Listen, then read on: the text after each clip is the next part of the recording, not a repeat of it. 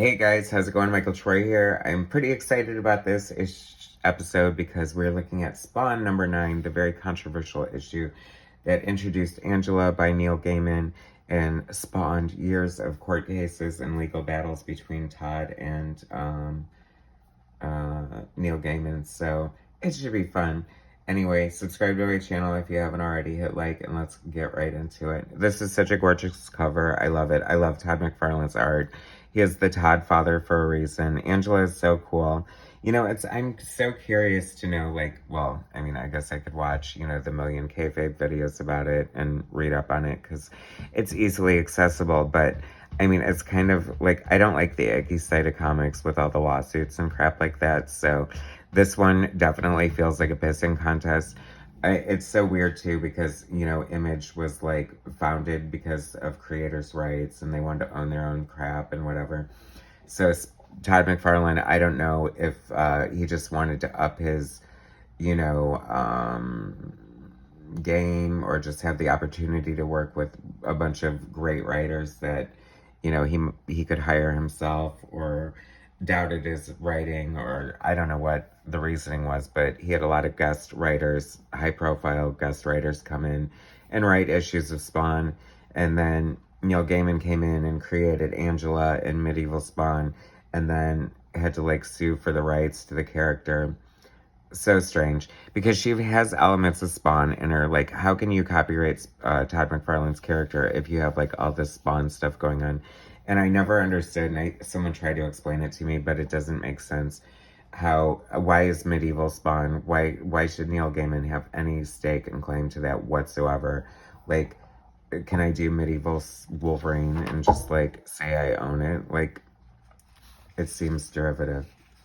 Anyway, Image Comics presents Angela, story Neil Gaiman, art Todd McFarlane, letters and editor Tom Orzechowski, colors Steve Oliff, dedicated to the memory of Harvey Kurtzman, rest in power, Malibu Comics, so Image was still being done by Malibu Comics.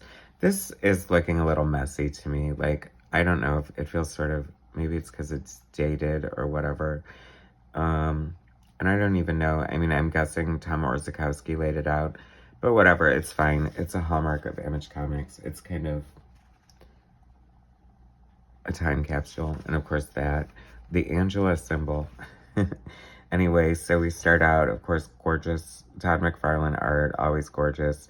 Very verbose. Oh my gosh, there's like as many words on this page as there would be if Todd himself had written it.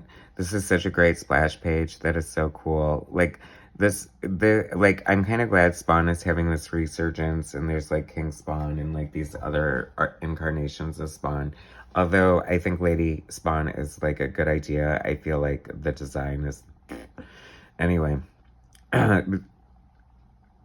diametrically opposed to that. This design is so awesome, and that is so cool.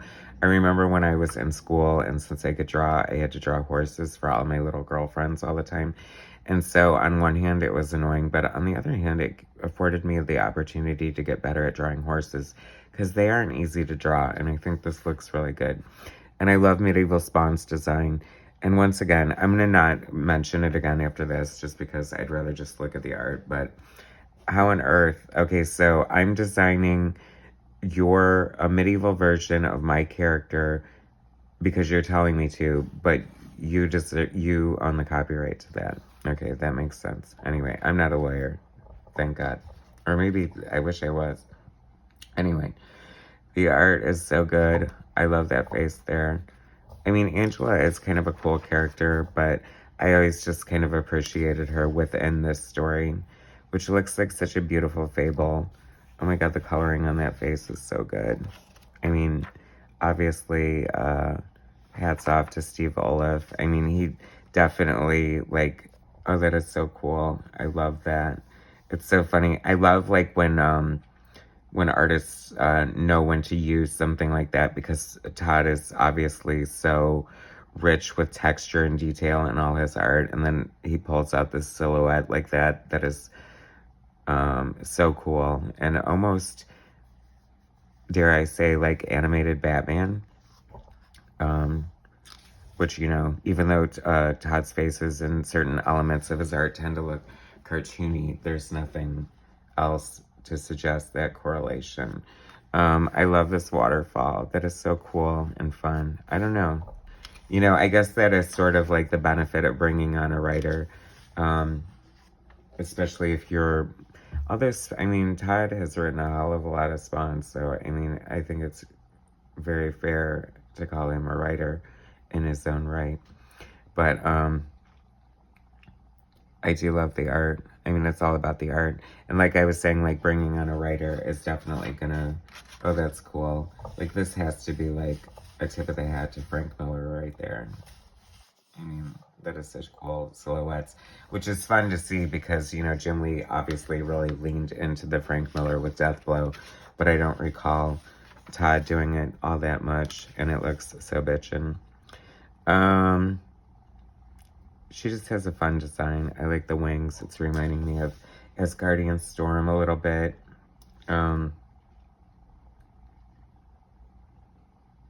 There seems something really off about the anatomy in this panel, but I'm not sure. I feel like Todd was always sort of growing as an artist, even at this stage in his career.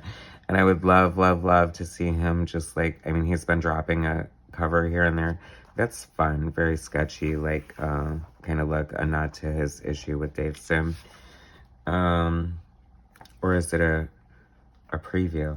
I don't remember the order. Anyway, I think it was a flashback. Spawn. Spawn was so, like, I mean, very out there and very different, even if he's derivative in a certain way. I mean, you know, it's like nothing original anymore, so, but Spawn has pretty much stood the test of time as a great creation. I think it takes a lot of things that really elevated McFarlane's art and sort of mashed them together and to create just like such a striking visual. Like, you know, the cape is kind of what he was doing on Batman. Maybe the mask to an extent, maybe sort of a hybrid of Batman and Spider-Man. And the chain sort of mimics what he was doing with the webbing and just, but way to sort of make it your own and take things that you're known for in your art and just like really branch out. Another hallmark of the Spawn series, with the time and the hourglass. That's a great panel there. I love that. That's a super classic looking Spawn face right there. I love Todd McFarlane's 3/4 views.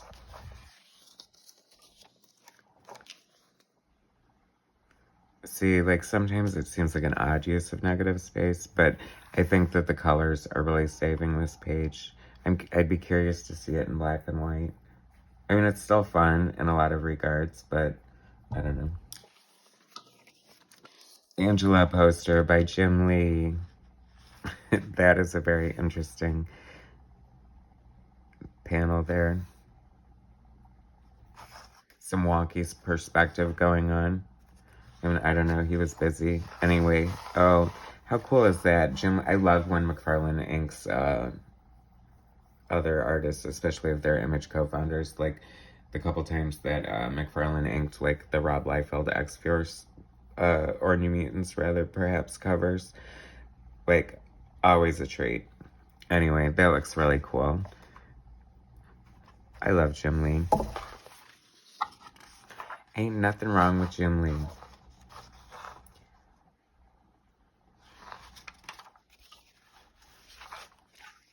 Next issue, Rob Liefeld's Blood Wolf. Why?